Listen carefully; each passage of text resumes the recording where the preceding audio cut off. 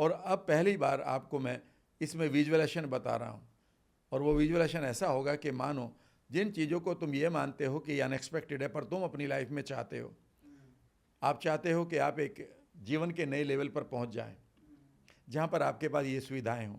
हाँ, मतलब एक मान के चलो, एक एग्जांपल कि मैं खुद चाहता हूँ कि 2025 में मैं बहुत पतला हो जाऊँ, फिट एंड फाइन हो जाऊँ। यस, और आपके पास पैसा भी हो, हाँ, और पैसा कुछ भी हो। विशेष बढ़िया रिश्ते भी हों, यस यस। और आप बढ़िया देशों में भी घूमें, हाँ। और आप बढ़िया दान भी करें, 100 करोड़ कमाए, 10% राम वर्मा को भी दें।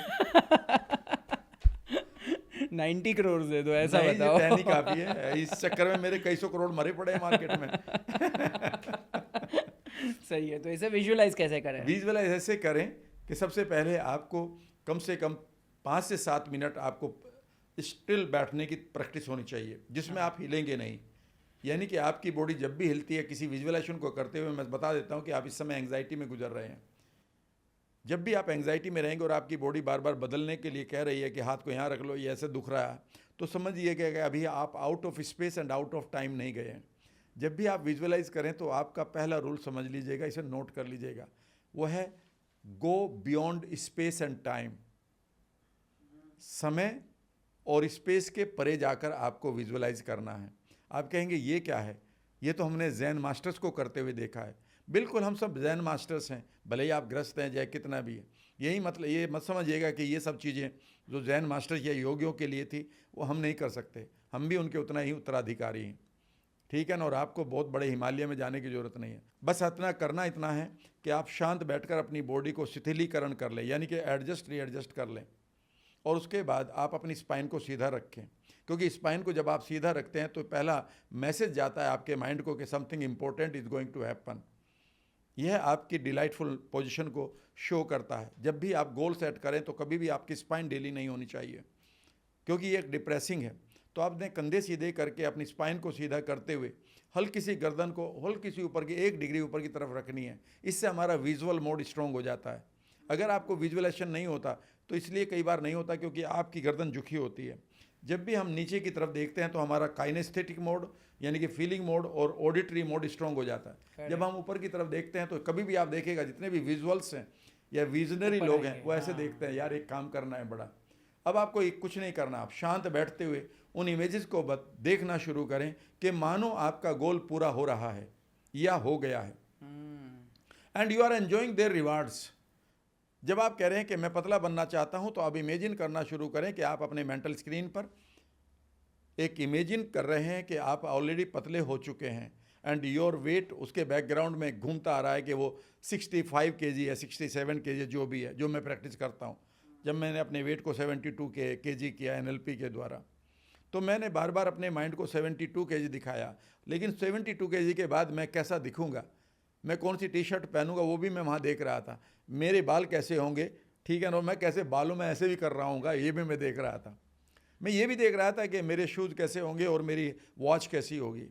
मैं ये भी देख रहा था कि मेरे कैसा दिखूंगा, जब चल रहा हूँगा तो कैसे महसूस करूँगा, मैं लोगों से इंटरेक्ट कैसे कर रहा हूँ।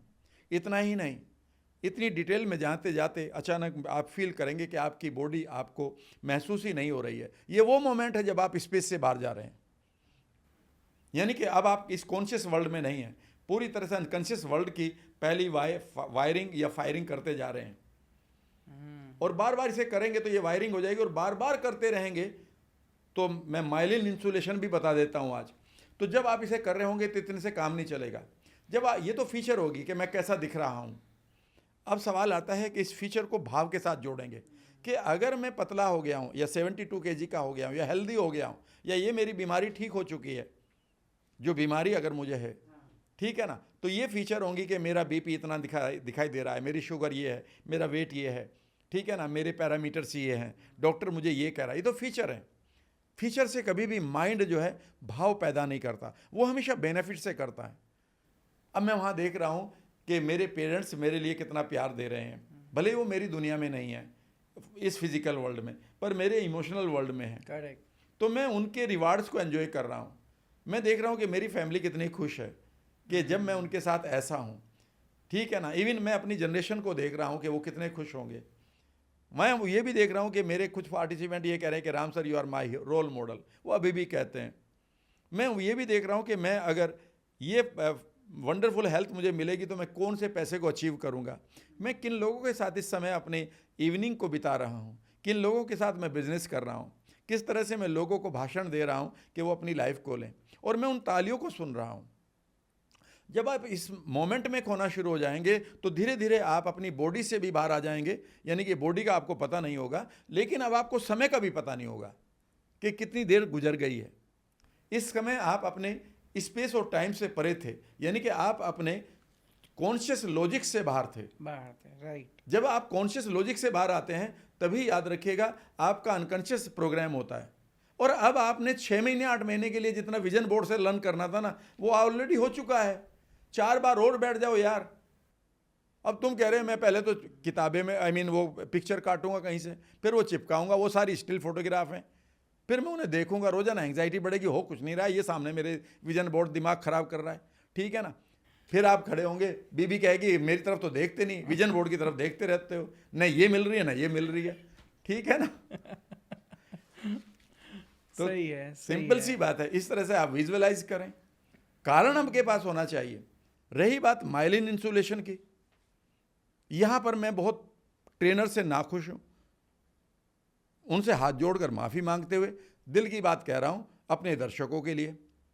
एक बीमारी हमने पाल रखी है सर, वो लॉ ऑफ अट्रैक्शन के लिए वो विजुअलाइजेशन 4 बजे करना चाहिए उठ के। अरे भाई तेरे पे 9 बजे तो उठा नहीं जाता, तू 4 बजे उठकर, उधर तेरे पेट में गैस बन रही है, उधर तुझे नींद आ रही है, उधर तेरी कमर टूट रही है, एक तू ये सोच रहा है यार ये कब 5 बजेंगे फिर दोबारा सो जाऊंगा, तू क्या करेगा? सारी चीज तो तुमने अपने अगेंस्ट कर ली। और 4 बजे उठकर 1 घंटे के लिए तो तू करेगा कि I am achieving money, I am achieving money, I am achieving money, और 23 घंटे तू बावलेपन की बात करेगा, तेरे से कुछ नहीं होगा, ठीक है ना। बीबी कह रही होगी तुमसे कुछ नहीं हो सकता, पड़ोसी कह रहे यार तुम कि तुम्हारी तो लाइफ में कुछ भी नहीं है, सामने दोस्तों के सामने खड़े हो गए तुम कुछ नहीं कह रहे, तुम्हारा सारी अपीयरेंस सारी गड़बड़ हुई पड़ी है, ठीक है ना। उधर फिर शाम को एक बार फोन आ जाता है, सर वो क्रेडिट कार्ड की लिस्ट आपने पेमेंट नहीं करा तो हो गया काम। आपका 1 घंटे में करना क्या है? कभी माँ को देखा है कि उसका बच्चा बीमार हो तो 1 घंटे के लिए सोचेगी कि वो ठीक होना चाहिए? वो 24/7 रहेगी। अरे भाई अगर तुम्हारा गोल इतना बढ़िया है, इसे यहाँ पर फिक्स करके माइलिन इंसुलेशन करते हुए आपको 24/7 जोन में रहना। इस समय मैं आपके साथ पॉडकास्ट कर रहा हूँ, मुझे मेरे गोल यहाँ पर दिखाई दे रहे हैं और मैं उस कॉस्मिक फील्ड में घुस जाता हूँ आंखें बंद करके कि मेरे सामने एक कॉस्मिक फील्ड है जहाँ पर सभी संभावनाएं हैं। अगले पल में सारी संभावनाएं हैं ना मेरे और आपके पास। अगले पल पर मैं बाहर जाके दारू भी पी सकता हूँ और एक किताब भी पढ़ सकता हूँ। अगले पल में मुझे एक बड़ा परिवार भी मिल सकता है, ठीक है ना, जैसे मैं मैसेज खोलूंगा। और अगले पल में मैं किसी के साथ माँ बहन की गाली गलौज भी कर सकता हूँ और मारपीट हो सकती है। अगले पल में मैं एक बड़ा अवसर गेन से कर सकता हूँ, अगले पल में मैं किसी से मारपीट कर सकता हूँ। यस और नो? यानी कि इतनी संभावनाएं हैं। तो हमारे कॉस्मिक फील्ड में तो इतनी संभावनाएं हैं। तो आप इमेजिन करो कि आपके सामने एक बबल है। मैं अब आपको न्यूरोप्लास्टिसिटी की 24/7 आप अपने माइलिन इंसुलेशन में रहें। सिंपल सी बात है कि इमेजिन करिए कि आपके सामने एक खूबसूरत गोल्डन वाइब्रेशन का कॉस्मिक फील्ड है, गुब्बारे की तरह, बलून की तरह। इमेजिन करिए आप उसमें एंटर कर रहे हैं और आपके लिए जो संभावनाएं हैं वो असीमित हैं वहाँ पर, लेकिन आप चूज़ कर रहे हैं कि ये मैं नंबर 1 चाहता हूँ, ये नंबर 2 चाहता हूँ, ये नंबर 3, नंबर 4, नंबर 5, 1 2 3 4 5, 1 2 3 4 5, 1 2 3 4 5, 1 2 3 4 5। और आपने इसमें इतनी देर तक इन 5 इवेंट को, 7 इवेंट को, 10 इवेंट को रट लिया है कि ये आपके ब्रेन में उसी तरह से याद हो गई है जैसे आपको गाने याद हो रहे हैं, जैसे आपको अपने परिवार के लोगों के चेहरे याद हो रहे हैं। जैसे ही ये काम हो जाएगा, अब आप 24/7 उसी जोन में रहेंगे। आपको कॉन्शियसली नहीं पता, पर आप उसी जोन में काम कर रहे हैं। इस समय मैं आपके साथ पॉडकास्ट कर रहा हूँ। ये क्यों कर रहा हूँ? इसलिए कर रहा हूँ कि मेरा एक परिवार है, मैं उसकी देखरेख करना चाहता हूँ। उसके लिए मुझे अच्छे काम करने होंगे, उनमें से एक ये भी है। करेक्ट। तो बैकग्राउंड में चल रहा है ना कुछ, वही तो मुझे अपॉर्चुनिटी दे रहा है। तो 24/7 उस कॉस्मिक फील्ड को मैं साथ लेके चलता हूँ जो यहाँ पर हमेशा घूमता रहता है। मैं खाना खा रहा हूँ तब भी वो चल रहा है। तो मेरा तो law reticular activating system program करने के बाद, और किसी दिन मुझे कोई अवसर नहीं मिल रहा, फ्रस्ट्रेशन आ जाती है, और अचानक वो मेरी निगाहों के सामने एक एकदम से ऐसा कुछ लिखा होता है, वहाँ पर लिखा होता है end of the road is just A band of the road. तो भाई आपको लगा था या तो सड़क बंद होगी, पर ये तो मोड़ है। मोड़ है, हाँ। या एक टी शर्ट पर लिखा था किसी की, और वहाँ लिखा था everything happens for a purpose. तो मैं एकदम ढूंढ लूँगा, इसका मतलब है मेरा काम बिगड़ गया, अभी गोल पूरा नहीं हुआ, तो कोई ना कोई पर्पस है। ये किसने दिखाया है? ये आपको रेटिकुलर एक्टिवेटिंग सिस्टम ने दिखाया, जिसके बारे में पढ़ाया नहीं जा रहा लोगों को। सही है। बस ऊपर ऊपर कह रहे हैं कि मैं 5 बार बोलूँगा I am rich, I am rich, I am rich, I am rich, और पैर ऐसे हिल ले। भाई तेरे एंग्जाइटी ठीक कर ले। अगर मेरे बर्तन में कीचड़ है और तुम्हारे पास प्योर मिल्क है या शहद है, वो प्योर है। जब तक वो आपके पास क्या है, प्योर है।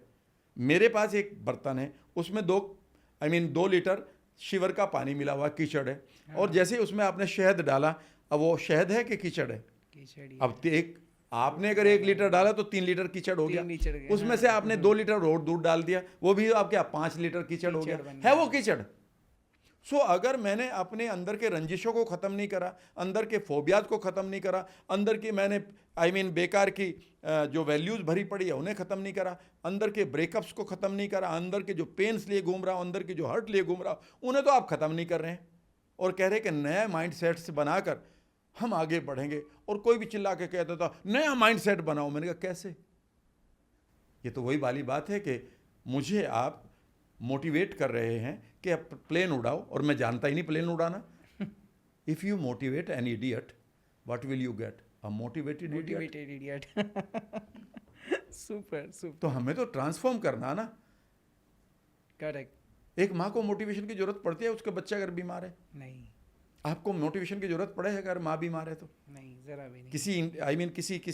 किसी मोटिवेशनल स्पीकर को सुनने की जरूरत पड़ेगी? नहीं, बिकॉज उसका यहाँ पर रेटिकुलर एक्टिवेटिंग सिस्टम प्रोग्राम्ड हुआ पड़ा। She is my mother and I can do anything. आपके सामने कोबरा आ जाए तो आप दौड़ जाएंगे, लेकिन कोबरा और आपके बीच में अगर परिवार का सदस्य आ जाए, आप कोबरा को मारने के बाद दौड़ेंगे। ये है पावर ऑफ माइंड। वो किस चीज़ को परसीव कर बैठा है। अगर वहाँ कोई परसेप्शन ही नहीं है, कोबरा और मेरे बीच में अगर कोई आदमी आ जाए जिसको मैं जानता ही नहीं, भाई मैं तो अपनी जान बचाऊंगा। लेकिन कोबरा के और मेरे बीच में अगर मेरे परिवार का कोई आदमी आ जाए तो मैं पहले कोबरा को मारने की कोशिश करूंगा। यस और नो? यस। इसका मतलब यह है कि वो जो आदमी है हम दोनों के बीच में, वही तो आपके लक्ष्य का विजुअलाइजेशन है। Super super.